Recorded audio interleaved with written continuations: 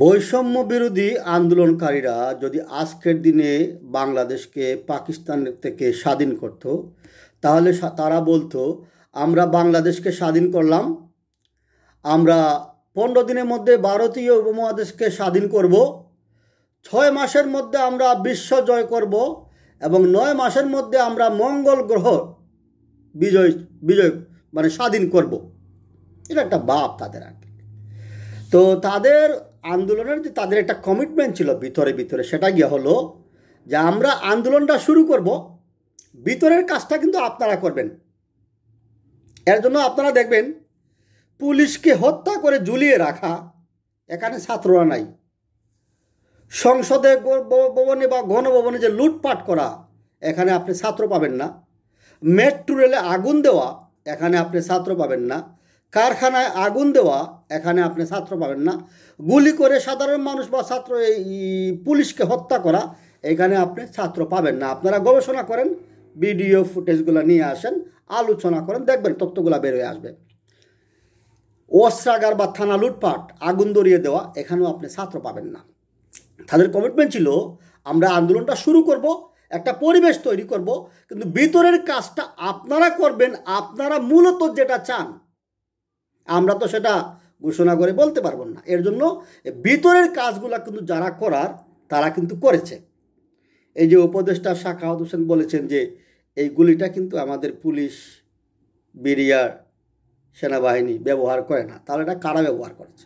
হতে পারে ফ্যাসিস্ট সরকারের কোনো বাহিনী, হতে পারে মাঝখানে অন্য কোনো একটা গ্রুপ। এটা তদন্তের মাধ্যমে বের হয়ে আসবে। যাক, আসলো এখন তদন্তর পালা। তো আন্দোলনকারীদের বক্তব্য হলো আমরা এখন ক্ষমতায় চলে এসেছি আমাদের চুক্তি অনুযায়ী।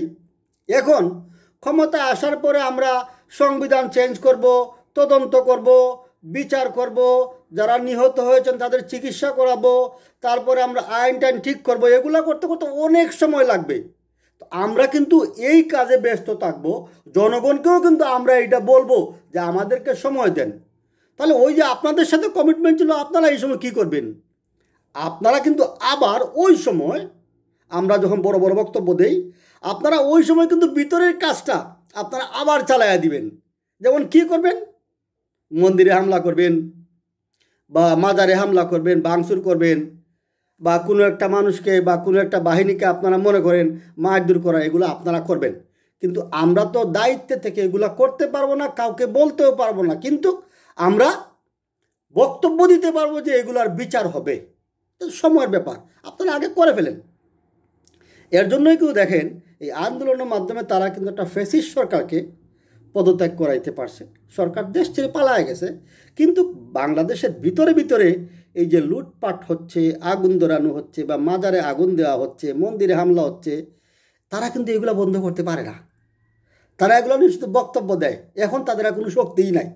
যেন বিষয়টা এমন ধরনের যে আন্দোলনের সময় সবাই তাদের কথা শুনেছে, এখন একটা মানুষও তাদের কথা শুনে না। একটা সময় আসবে এদেরকে কেউ বিশ্বাস করবে না।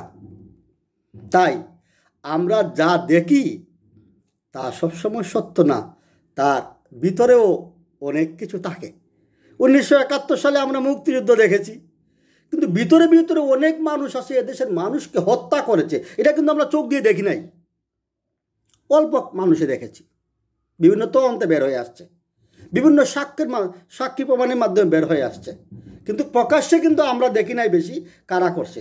কিন্তু বাড়িঘর লুটপাট করা, মা বোনদেরকে পাকিস্তানের হাতে তুলে দেওয়া, লুটপাট করা, হত্যা করা, এটাও কিন্তু আমরা এক শ্রেণীর মানুষ এটা করেছে।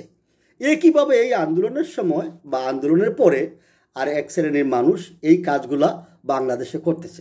তো আপনারা খুঁজে নেন কারা করতেছে, দেখে নেন কারা করতেছে, এবং তার বিরুদ্ধে একটা প্রতিবাদ বা একটা ব্যবস্থা, এটাও কিন্তু মানুষ করবে, অন্য কেউ এসে করবে না।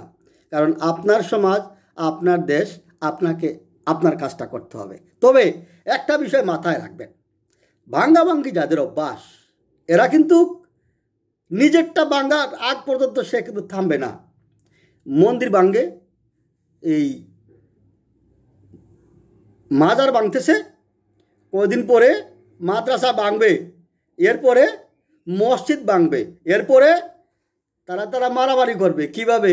যেমন ইরান সৌদি আরবকে দেখতে পারে না, ইরান ইয়েমেনকে দেখতে পারে না, ইরান ইরাককে দেখতে পারে না, আরেক দেশ দেখবেন আফগানিস্তানকে দেখতে পারবে না। এরা সবাই কিন্তু মুসলমান। আবার আরেকটা বিষয় মাথায় রাখেন, এই মুসলমানদের যে মুসলমান বা মুসলিম সমাজের যে বিভিন্ন প্রতিনিধি যারা ছিলেন, দেখবেন এদেরকে কিন্তু অন্য কোনো জায়গা থেকে মানুষ এসে হত্যা করে নাই। এদেরকে তাদের নিজের গোত্রের, নিজের বিশ্বাসের, নিজের বিশ্বাসের এই মানুষগুলাই কিন্তু এদেরকে হত্যা করেছে। কেন? ওই যে মারামারি, হত্যা, লুটপাট, চুরিচামারি, যেগুলা ঐতিহাসিকভাবে যেগুলা ইতিহাসে লিপিবদ্ধ আছে, এগুলো যে অভ্যাস, এই অভ্যাস সে চেঞ্জ করবে কিভাবে? এর জন্য সে নিজেরটা ধ্বংস করার আগ পর্যন্ত কেউ তাদেরকে থামাতে পারবে না, এরা থামবেও না। তাদেরকে এই কাজগুলা করতে দেন।